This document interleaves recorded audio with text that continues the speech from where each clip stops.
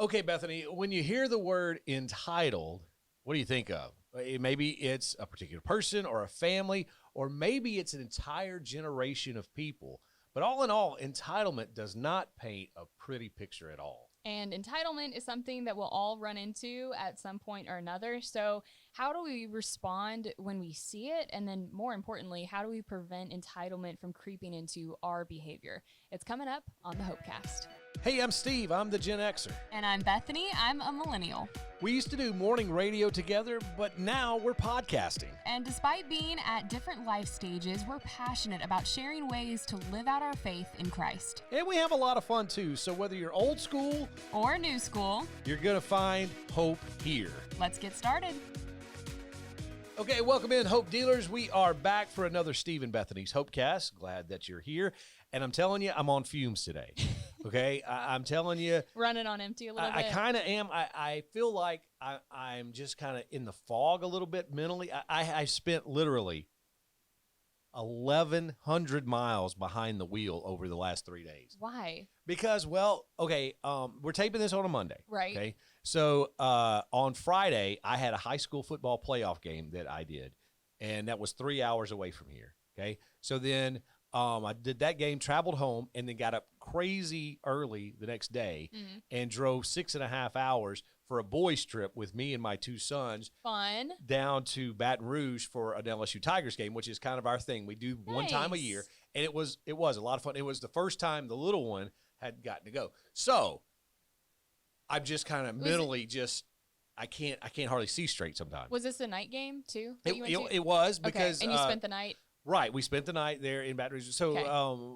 I wouldn't have never scheduled the trip had I known that the football team that I cover on the radio was going to have to play in a playoff game that far away and have to make a quick turnaround. But it all worked out. We had a really big time, and it was a lot of fun.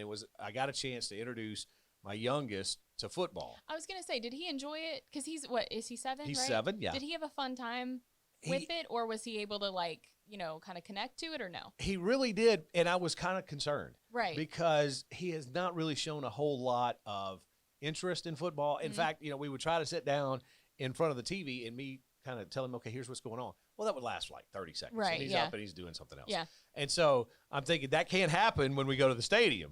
We're paying for these tickets. You know what I mean? Sit down. We paid money for this. That's exactly Stop eating right. popcorn and sit down. That's exactly what it was. And so as we're sitting there and we're watching the game, he still said, Daddy, I don't have any idea what's going on. So I would try to sit and tell him, okay, this is what's happening. Yeah. And he was kind of starting to pick up on it and everything. And he did great. I mean, I was nervous. I was thinking, is he going to be, 10 minutes into the game? Hey, Daddy, when's this going to be over? I'm ready to go home. Right. Because I couldn't handle that. It was like, no, we can't. We got not an option. But not an option. He was great the whole time. In fact, he has done a complete 180. Oh, because really? on the way home, you give him the phone so he has some kind of little entertainment. Yeah. So we hear the noise coming from the back, and we're like, Brett, what video you're watching, Yeah. Because he's a YouTube guy. He watches YouTube videos a lot, especially kids' YouTube. Yeah. And he's like, I'm watching football. I was like, what? And he's like, yeah. And so he had found my ESPN app, and he had pulled up some random college football game, and he's watching it. Did you just start crying? Like just one single tear? You're like, I couldn't be more proud, my boy, my son. You are mine. Just a little bit, yeah. So, but we had such a good time. I don't have to disown you now. But we had such a good time. And we also found out that my older son, who's 20, which I know that's crazy. My oldest is 20. My youngest is 7. Yeah. That's just the way it happened. But while we were at the stadium, you know how they pan the crowd and they show the different people on the scoreboard. Did you make it on TV? We didn't, but there was some kids that were, if you remember, my son, I posted on social media, my son they call it the naked guys, and they have body paint on, and they spell out each person's a different letter. They're shirtless and they paint a letter on their chest. Well, they are from the Arkansas State University, BCM, Baptist Student Ministries. Okay, well, apparently their cohorts at LSU did the same thing. They had John 3:16 spelled out in body paint. Which is a weird way to witness to people when you think about it. Well, it was. Shirtless and body paint. But you know what? There was a connection. My okay. son looked at there and goes, there's my boys. That's my boys. He has no idea, never met him, Yeah. but that symbiotic, that energy You just were happened. like, yes, I too have been a letter before. That's exactly We what he have a was doing. connection now. That's exactly what That's he was hilarious. doing. So it was a fun trip all in all, but yes, exhausting. I will say I'm by no means, a football expert, but I do enjoy watching football solely because my dad instilled that in me as a kid. He is a diehard Nebraska Cornhuskers fan. Yeah, I know both he my is. parents grew up there, so big time Nebraska fans. And that's been something that I've like had my entire childhood. Is it's like this thing that's synonymous with my dad is just Nebraska football. It's just one and the same. But I didn't really ever get it until I went to my first live, in-person game, and I got it. There's something about being in the stadium and kind of feeling the energy of the crowd and the music, and like you're just kind of, I don't know, it's different than watching it on TV for sure. And after I went to that first game, I was, I don't know, maybe 10 or 11 when I first went, but I kind of looked at my dad a little differently, like, oh, I get it now. Like, I get why you like this so much. This is fun. And it kind of changed my perception. So I bet that you've changed Brett's life a little bit. Well, I don't know, maybe so. But I tell you something else that's Might have really started fun. And one of the big things that I look forward to on this trip every year that we do is literally the route we take to go there takes us within 5 miles of where I grew up. And so we could just hop off the interstate and I could go through the old neighborhood. That's cool. And that was really cool. I was able to get off the interstate and show both of my sons where their great-grandparents lived and where their their great-great-grandparents, their great-great-uncle owned like this it was kind of a little all-purpose thing. You could buy gas there. You could get, convenience store food. He did the mechanic shop, that kind of thing. Yeah. And then the house that I grew up in, I lived the 21 years in, and I was able to tell them, okay, that bedroom right there, that was Mama and Papa's bedroom, and then you can't see it, but facing the backyard, that was my room, and explained the whole house. Very cool. And Does somebody live there now? Somebody does live there, and they've taken great care of it. It is beautiful. And they didn't call the police on you for parking outside their house? Well, no, but I could just imagine. Yeah, can you imagine if you got arrested outside your own house? I promise, man, I used to live here. They're like, I'm sure you did. Yeah, that's right. Okay. But no, there's actually 2 little driveways, so if you kind of park in between them, you can kind of look and see into the backyard and stuff. And my mom and dad, bless their hearts, they loved yard work. They would get out there and kill themselves.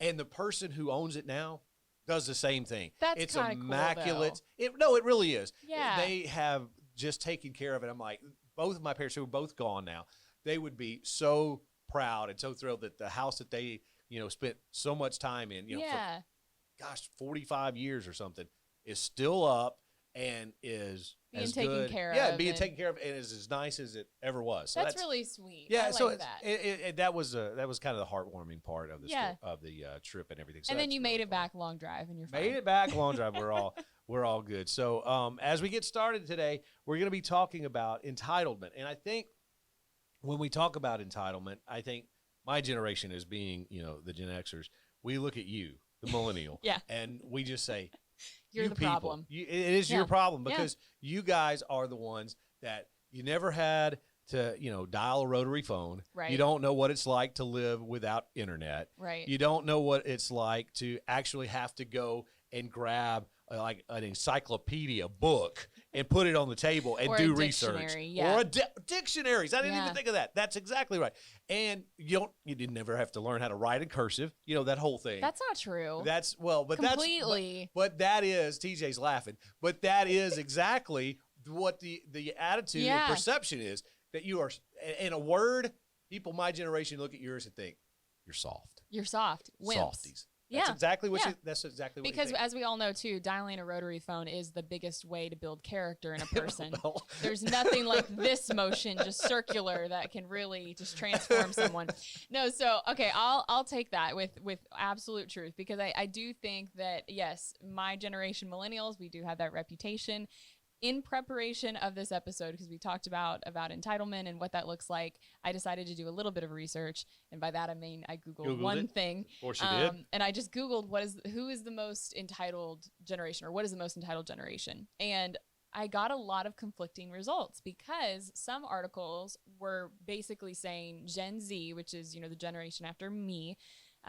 Gen Z is worse than millennials. Like they have no idea what life was like before social media, before cell phones, before just information at the their fingertips at all times. So they're the worst. And then, all the stuff about millennials. And then even there was some articles talking about how baby boomers and Gen Xers are actually more entitled because they have that attitude of, you guys are soft. You've never dealt with anything difficult in your life. Back in my day, we had to do this. And so there's been, a lot of different opinions. But overall, it's kind of hard to make heads or tails of it. That's what I learned in my research was all these different articles named different people. Okay, well, and here's the thing that I don't think anybody as a Gen Xer likes to admit. Yeah. But just what I said about you guys being the soft generation. Yeah. Well, who made you soft? Do you know what I'm saying? That's exactly right, because it's the participation trophy crowd. Yeah. I hear people my age rail on participation trophies all the time. Well, who gave them out? Exactly. Yeah. And that's a hard pill to swallow. We're 6 years old. We're supposed to say no to a trophy? I don't know. That's exactly what I'm saying. It's our generation that made yours the soft ones, if that is indeed true. And I think in some areas maybe it is true, but not in all areas for sure. But that's exactly what it is. When you start thinking about entitlement, that, I guess, when we need to kind of give a for sure definition of what we mean. And I think entitlement means that we deserve something more maybe than someone else, or maybe not more than someone else, but boy, what about me? That kind of mentality is what is, I think, prevalent, and why people look at these different generations and say, that's why you're entitled. And what I think is interesting too is, like, when you look back, and you could probably speak to this too, but the people in the generation above you, and then the people in the generation above them, they are the greatest generation. Right. They're the ones that saved the world, which, hey, absolutely. Right. You had 15-year-olds signing up to go to war. Right. I mean, absolutely. That is the greatest generation, okay? Yeah. And then they have been just hammering everybody else. Yeah. Nobody measures up to them. But I think even the generation before then, which I don't remember, is that the silent generation? It may have been World War I, basically. Yeah. You look at those guys or the people in that generation, and you think, okay, they were the toughest. And then you go back even further and you go, they were the toughest. So basically what I'm trying to say is, I think every generation looks down at the people after them and thinks, okay, you don't know what it was like when I was a kid. You don't know how tough we had it, or you don't know what I went through. Like, I could tell you have no idea what it's like to have 3 channels on a television. Exactly. And if the president was on, like Jeff Foxworthy said, Life your stopped. night was shot. It was all the president all the time. Yeah. And then I would tell, the Gen Z people of, like, listen, you don't understand that dial-up tone. When you heard that, you knew you had to check back in 30 minutes when they were done checking their email. You had to make a call later. That's right. But I think that, every generation, of course, has its different struggles and different things that it went through and all that stuff. But at the heart of it, entitlement is what you said. It's thinking that you deserve something either more than someone else, or first, or you deserve to be treated a certain way. And you kind of have this feeling of, this is something I deserve. I haven't really done anything in particular, or anything special, but I deserve this. And really, the word to describe it is just selfishness. I think that's the heart of it, is entitlement and selfishness go hand in hand. They're basically the same thing. But how they come out, I think, is interesting. Like, how entitlement can make its appearance is interesting. It's generally when you're dealing with someone else that you might think is below you, or someone else that you just think isn't as deserving of something. I think it does go back to what about me? Yeah. Whenever something happens, it's always kind of like, that's your first thought is, what about me? How does this affect me in my life? Well, not everything is about you, which is what everybody says about the other generation. Yeah. It's not about you, millennial. It's not about you, Gen Zer. Even to the greatest generation. Hey, listen, pops. It's not about you either. Yeah. No. But seriously, that's a lot of what it's about. Yeah. Unless you think that it only happens in the outside world and it's not something that's in our Christian kind of bubble or circle, we're going to talk about that. About entitlement among Christians. We'll do that. Hang on. Stay with us. Something that we're very passionate about here at the Hopecast is introducing you to the businesses that support us and help them to grow. And one of our favorite businesses happens to be owned by one of our biggest listeners. It's Tina Clark from Love Your Flair Boutique. It's an online store with tons of super cute stuff, and they just rolled out a bunch of new items just in time for fall. So whether you want an adorable shirt for Thanksgiving or football season, or one with like a Bible verse on it to wear year-round, Love Your Flair Boutique has something that you'll love. Tina has always had this dream of starting a business like Love Your Flair, but really never acted on it until she realized that by taking this leap of faith to go out on her own, she'd be able to show her kids that dreams can be achieved. Bethany and I have really enjoyed getting to know her lately, and we know that you're going to love her too. So check out all that she has to offer over at Love Your Flair's Facebook page. Check the show description for the link, or just go to StephenBethany.com. Well, thanks for hanging out with us as we talk about entitlement. And, I think it's important that we also mention we're coming from the perspective of I'm a millennial, Steve is a Gen Xer. And so I almost called you a Gen Zer. you're Gen X. And so, we have different life experiences and different, stages that we've been through. But we've both experienced entitlement to a certain degree in our lives, and we've seen it played out. And Christians are definitely not exempt from being entitled or feeling like they're entitled to something. And so I think it's important that we touch on that, because just because somebody is a Christian and goes to church doesn't mean that they're not going to be selfish. No, that's exactly right. Because here's the thing. When you say that, the first thing people are going to go is, well, that's not true. Christians are not like that. Right. I'm not like that. I'm not entitled. I am a Jesus follower. Yes. I don't have any of those struggles. Well, but here's the thing. Let's really dive into it, drill down on it, because when you start talking about entitlement, I know from my perspective, I can tell you, whether it be in the outside workplace or maybe just life in general, life not being fair sometimes, I can look and say, well, God, what's going on? I am a church leader. I'm what some people would say elder. Some people would say deacon. I am a Sunday school teacher. I teach 5th and 6th grade boys Sunday school every week for like a decade now. Right. I give my money. I tithe. I give money to, all the different charities that are out there. I'm faithful to my wife. I'm a good dad. And start just listing all these laundry list things of how good a person I am. Why should this happen to me? Because that's what happens. Because we like to talk about, well, that never affects me. But when the rubber really hits the road, all of a sudden, what pops up? What about me? Yeah, exactly. And that's the thing. I think that's what is important to remember, is that at the end of the day, we're still human, and our human nature will still try to rise up.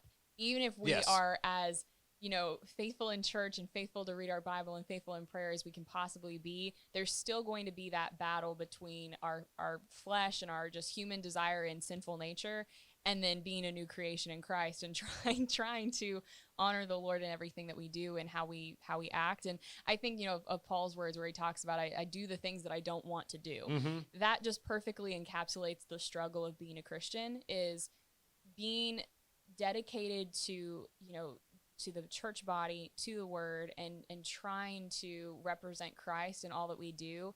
And yet we're still in a fallen world. We're still not perfect. So there's going to be that undercurrent of just sin in our life, of wanting our own way, or wanting to just do things the way that we want to do them. And we don't want to be sacrificial. That's absolutely right, because it is in our nature. That's the first thing that pops in our head. That's the first emotion that goes through our veins, is that wanting to be selfish and wanting to be entitled. I should be entitled to this because of who I am and what I do, and maybe to a certain extent what I don't do. I should be entitled to more, and we start acting on it. I have seen people act on it. I have acted on it at times too, and that's where you're right. That's where that struggle comes in, and we have to check ourselves. We have to say, well, okay, it's not wrong to have those emotions go through you. It's not wrong to sometimes even blurt out in an emotional state, even though you probably, got to work on that. But to stop and check yourself, to say, okay, wait a minute. I am a Christian. I am following Jesus. And sometimes life isn't fair. Well, all the time life isn't fair, but you gotta react better than that. Because if you're not, then you're not acting any different. You're not being what what the Bible calls holy, because we've talked about this in past episodes. Holy is not better than, but holy is different. And if you're not reacting any differently to the situations of life, if you're feeling entitled because of who you are in your state as a Christian, that's just as bad as someone else who doesn't follow Jesus. Yeah. And I think too, it's interesting that if you look at like a kid, a small child, you don't have to teach them to be selfish. That is in them. If you ever doubt that it's not in your nature to be selfish, look at a child. Sure. Because I think of my nephew. My nephew is 2.5 years old, and he is the best. I absolutely adore him. He's so sweet, but he still is selfish with things. There's times where he'll grab a toy that he's not supposed to play with right now, and he won't want to give it back. Or he'll, just not be obedient because he doesn't want to do something. And so I think that's just played out perfectly within kids. And you think about adults, how we might be able to hide it a little bit better, but our heart is still generally the same because we want our own way 90% of the time. Sure. Yeah, and we could go back to your little example with your nephew. He's 2 years old.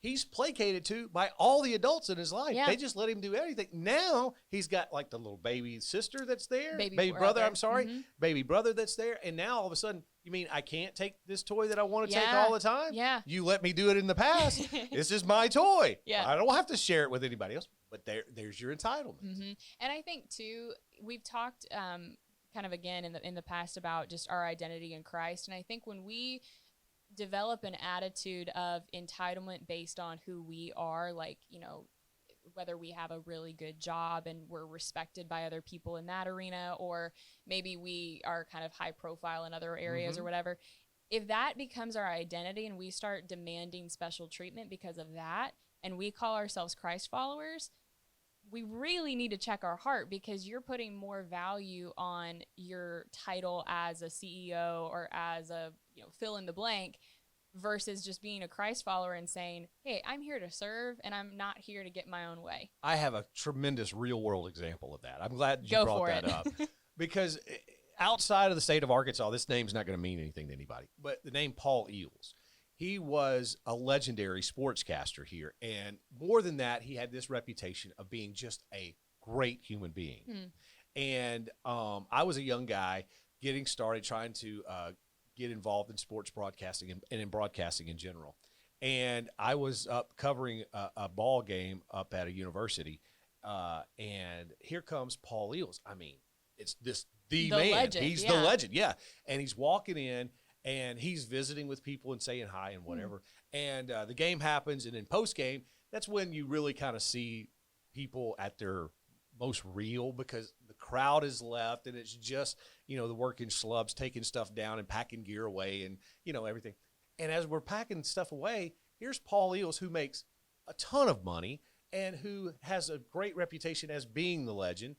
He's carrying camera equipment and camera gear. Wow. Just slubbing it in like I was as a, 25, 7-year-old guy that's just trying to get my foot in the door. And I said, Paul, what are you doing? Yeah. Don't you have people for that? Just kind of, he said, this is what I do best. And he had such a great attitude about it. But it really, as a kid that aspired to be what he is, well respected and have people know who he is and the whole thing. When I was that age, I looked at him as just, as a legend in it. And now that really kind of impressed me that, yes, you can do, you can be the absolute top and still realize there's no job beneath you. Yeah. And he probably didn't think anything of it, but for you 20 years later made a big impact where you still remember it and still think about it and just remember, okay, that's what I want to do. I want to be like that. That's exactly right. Because now I'm in a position, obviously not the same position Paul Eels was, as everybody knows who I am. Right. But when I've got kids following after me and I see them at high school games and I see them in everything. And I try to do the same thing because Paul set the example for me. And Paul was a Christ follower. Paul was somebody who lived out his faith. And not only did he live out his faith for everybody to see, but for people, the least of these, like when I was the handful of people that was just breaking down gear behind the scenes and all that. So he really provided the example. So I'm trying to follow in that kind of footsteps as well. I think that, if you're listening to this podcast and you're not a Christian and you're kind of, just in a different place spiritually. Regardless of where you're at, everybody should be or should strive to be humble, should strive to be selfless. But if you do call yourself a Christ follower, there's an additional amount of responsibility that I think is on us to reflect Christ, to really walk out our faith in every avenue that we are in, whether it's in work or at church or within our family relationships. And as I was thinking about this episode, Ephesians 4 popped out to me, so I'll read this verse from it. It's Ephesians 4, and it's the beginning of the chapter that says, "Therefore I, a prisoner of the Lord, urge you to walk in a manner worthy of the calling to which you have been called, with all humility and gentleness, with patience, bearing with one another in love, eager to maintain the unity of the Spirit in the bond of peace." And I love that word picture of walking worthy as we go, as we are doing life and all of the different hats that we have to put on in our life, whether it's being a spouse or a parent or a coworker or fill in the blank. We're able to walk out our faith and represent Christ in how we conduct ourselves through being gentle, through being humble, and just having a mindset of servanthood and kind of taking on that mantle of counting other people more important than yourself and just putting other people above you and being there to serve, not there to take something or gain something. And let's go back and underscore what we were talking about, especially if you're not a believer necessarily and you're not on a faith journey right now. You may hear that and think, well, you're just trying to be better. Again, it's not about being better or calling attention to yourself. It's commanded by Jesus. Right. That's why we're doing it, because he thought not any of himself. Yeah. He lowered himself, so we should lower ourselves. He's the perfect example of that. Exactly. So, again, it's not trying to be, oh, well, look what I'm doing. Look how good I'm doing. I'm going out and I'm doing the lowly jobs. No. It's not about that. If that's the mindset, that's the entitlement. Right. So you got to check yourself, and you got to make sure the intentions are where they need to be. All right, as we wrap up today, we want to thank you for listening. We certainly hope you had a wonderful Thanksgiving and holidays coming up. We got Christmas on the way. And speaking of Christmas, we are going to be coming up in a couple of weeks. We're going to be doing our Steve and Bethany Christmas party. I'm excited about this. I am too. We're going to have Christmas music. We're going to have the stockings hung from the television with care. We're going to play a game.